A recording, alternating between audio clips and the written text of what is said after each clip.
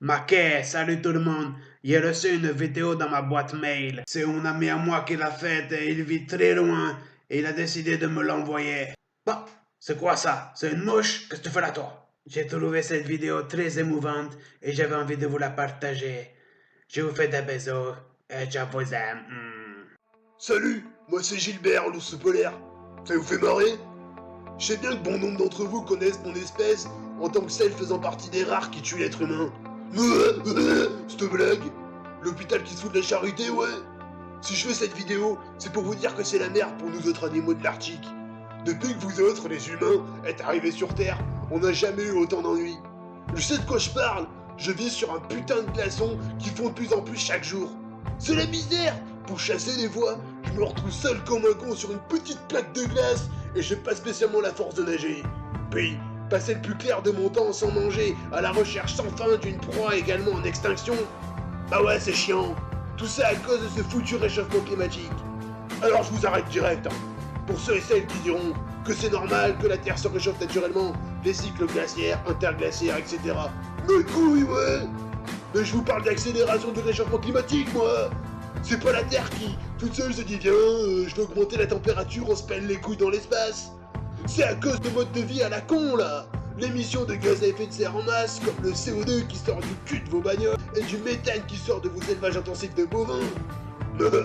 Si les températures évoluaient sur des milliers voire des millions d'années, t'inquiète qu'on aurait le temps de s'adapter. Mais là, c'est pas vraiment le cas.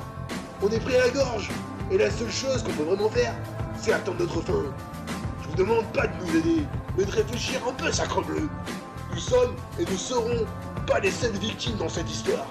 La fonte des glaces n'est évidemment pas le seul impact du réchauffement climatique. Elle entraîne avec elle de nombreuses conséquences. Depuis 1992, nous perdons en moyenne 83 milliards de tonnes de glace par an. Et plus la glace elle fond, et plus le niveau des océans il monte, hein. Sacre con, va. En gros, adieu les villes côtières comme New York, Tokyo ou Amsterdam. Et oui, les Européens, bientôt plus d'endroits pour aller pêcher son bédo. Adieu aussi les îles paradisiaques dont vous raffolez tant. Vous n'aurez qu'à aller vous dorer la pilule sur le toit d'un tank en Russie. C'est cool les inondations, non? Parce qu'en faisant fondre la glace, on augmente l'évaporation, et donc on accélère le cycle de l'eau. Et bim! Masse de flotte qui tombe dans les autres latitudes. Les pays du Sud, déjà, ils sont pauvres de base. Ils vont bien kiffer. Ils auront le droit de se brosser pour avoir de la pluie. Ils n'auront qu'à manger des cailloux. Puis, il y a aussi les glaciers des montagnes, bordel. Ceux qui alimentent vos rivières et fleuves en eau douce. Ils devraient avoir tous disparu d'ici 50 à 100 ans, ce qui entraînera des pénuries d'eau pour des millions de personnes qui en seront tributaires. Ça risque d'être chaud de vivre sans eau potable, non? Le truc le plus débile dans l'histoire, c'est qu'il n'y a pas que moi qui vous dis ça. Il y a certains de vos scientifiques qui se cassent la tête à essayer de vous avertir et d'améliorer les choses. Mais non! On continue à vivre enchaîné au lobby, à la mondialisation et à la surconsommation. Vous êtes pas Prométhée que je sache. Vous êtes pas maudit et enchaîné à un rocher. Alors, vous attendez quoi?